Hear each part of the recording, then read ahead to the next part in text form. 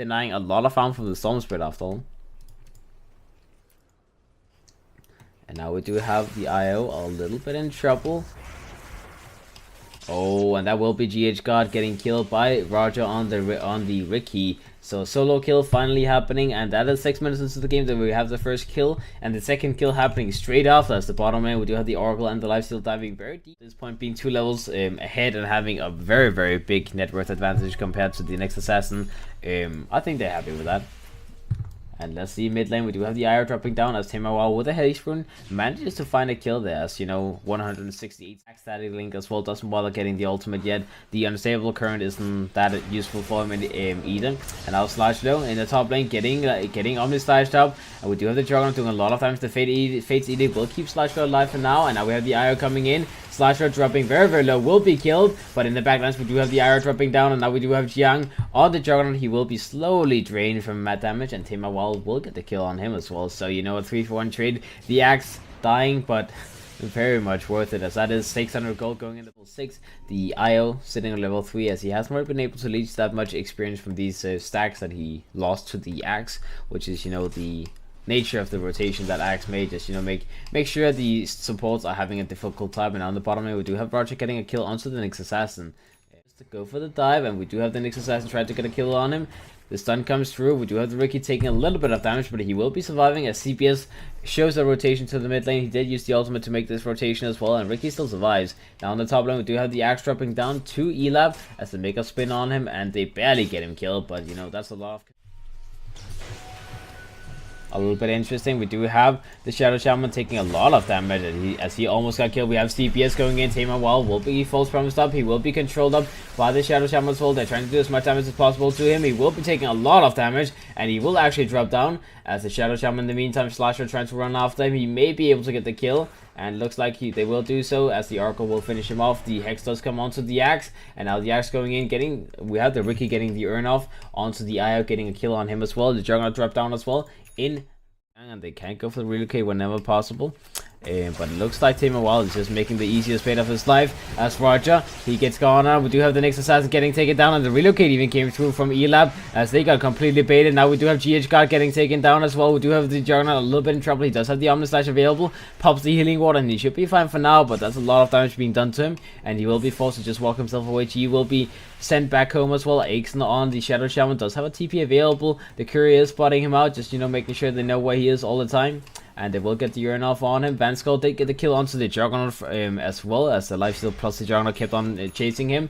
And dunk onto the Shadow Shaman in the bottom lane. So 4-for-0 trade as FlipSid. They just completely outplayed E-lab as they spotted out the Nyx Assassin's movements. They knew that he was going to make the same attempt onto Temawal, and they just kept Temawal there farming. He was like, okay, jump me boys, jump me, and that was exactly what happened. As the Nyx Assassin, he started his attempt, he got gone on. The relocate was already flying through, and then, you know, once you pop up the relocate, once you use the tether, then you're a little bit in trouble. Now at the rune, we do have Sedoy getting another kill towards his getting another solo kill, as GH.GOD on the IO will be taken down. So one by one, E-lab, they're just losing players all the time. Shachlo, he will be a little bit in trouble. G just fly in and tries to do some damage onto him, and they will get the kill. So at least getting some retaliation there. So Storm Spirit uses a big part of him. And Temawal on the Razor did indeed decide to go for the Boots of Travel. So we'll see what the next itemization will be from him, as he has an Arcane Rune picked up now. He does have 1000 gold stacked up as well. So I don't know, man. I still like the Hurricane Pike, like Dragonlance, and then get a Hurricane Pike later on. But we'll see if he wants to get the BKB first. And in the bottom lane, we do have the Ricky getting taken down by Jiang on the Juggernaut, getting that Omni Slash kill. We do have the IO getting that relocate back as well, as he will be just fine. He does TP back to the base as well, just trying to heal back up. And in the meantime, we do have the Shadow Shaman in the bottom lane. Also, if they want to make a fight, they can indeed. They will go in. Oracle will be gone. Relocate comes through. VANSKOR a little bit in trouble. He will be using the false promise on himself. And he used it on someone else. What did he false promise? I'm not sure what he used false promise on that, guys, but either way, he didn't use it on himself, and he ends up getting taken down. The Shadow Shaman did get killed, and the Juggernaut got killed in return. use the Storm Spirit, just being aggressive and getting kills, because whenever you're forced to build something else like in between beforehand or whatever, then it just doesn't do the same kind of impact. It's not like a 1 versus 5 fire hero at that time. Top lane, we do have the lifesteal getting us max at 224 damage. Top lane, we do have the Juggernaut a little bit in trouble. We do have the Axe trying to chase him down, but they do use the Battle Hunger as well, and they will get the dunk onto the Juggernaut. Now the G a little bit in trouble. He will be called up. He will be taking so much damage, and they will be getting the dunk up. But it was a little bit mistimed, so they won't be able to actually kill anyone. And now we have the IO relocating into the top lane. He will instantly be focused on. CBS also very much in trouble. Will be killed by the Tamer Wild on the Razor. And now G still alive, but he is very much in trouble. He will be forced to use most of his mana pool just to get himself back to the base. And you can see he's still trying to see if he can find anything, but Axe, so the Axe moving around isn't really the biggest deal in the world. And CBS, he may find the Axe, he may move up there as he loses invisibility. And now we go in, we have Shachlo getting the initiation off into the smoke cloud from the Riki as they set up perfectly onto G on the Storm Spirit, gets the kill on him. And now the next assassin will be dropping down as well, as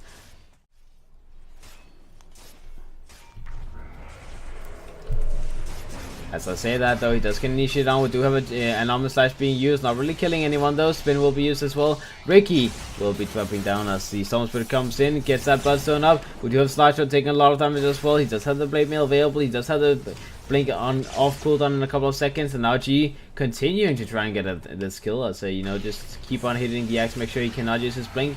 And now G getting initiated on. He does not have too much mana left to work with, and a nice use of the Serpent Walls, creating a little bit of space for the lifesteal, but the lifesteal will just 2-hit the Shadow Shaman in the face, as now CPS moving in, trying.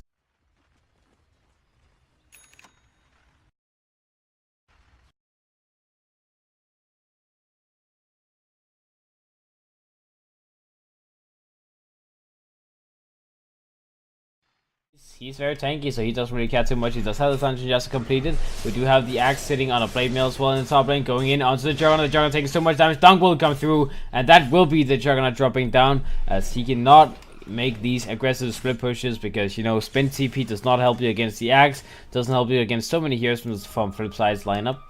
And yeah, let's see, now we do have the Shadow Shaman going for the smoke. He does have the old 2 wards available, and he will go in. Relocate will be used. Slasher will be controlled up. We do have G going in as well, and that will be a nice little pick off onto the Axe, as E-lab, they finally find a way to get at least the smallest type of pick off on FlipSid. And that small pick off is still like nearly 2,000 gold going to the ward to the side of E-lab. But now in the bottom lane, we do have the IO getting taken down, as well as the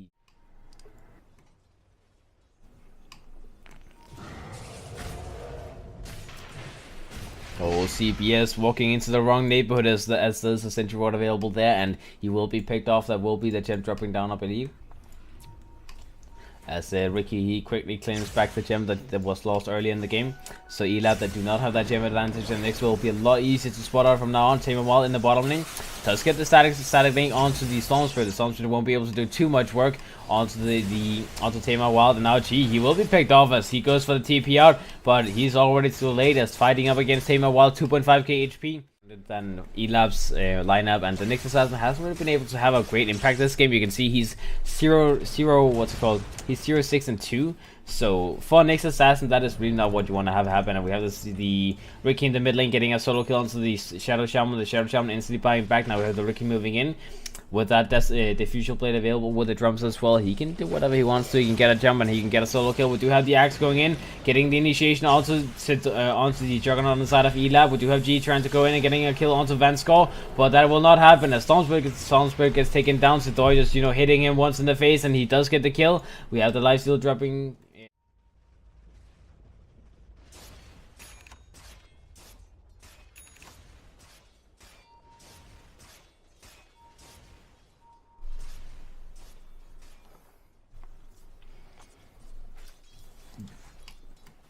Alright, let's see. So the Riki moves in again. He does have a blink deck available this time around. So, gee. My friend trying to sit on. There's no way that they will be losing this, but we'll see if they can make an attempt forward. We do have CPS getting his damage drain, and as Tamer Wild, he's so goddamn fast, so it is very hard for CPS will hit that stun. We do have the Shadow Shaman dropping down. We do have Razor just moving on further. The Juggernaut almost being alive. He does get relocated back to the base. So far we have a 1-for-1 trade as the Oracle gets traded for the Shadow Shaman. But E-lab, they use all of their biggest abilities there. We do have Shachlo getting gone and just have BKB available. We'll go for the BKB. We'll get a dunk onto the Nyx. We'll get the call onto the G. And G will be dropping down as well. That will be one more person dropping on the E-lab. Instant buyback from Nyx. And Nyx will be taken down as well, as apparently he TP'd into the mix. And Sedoy will get the kill on him.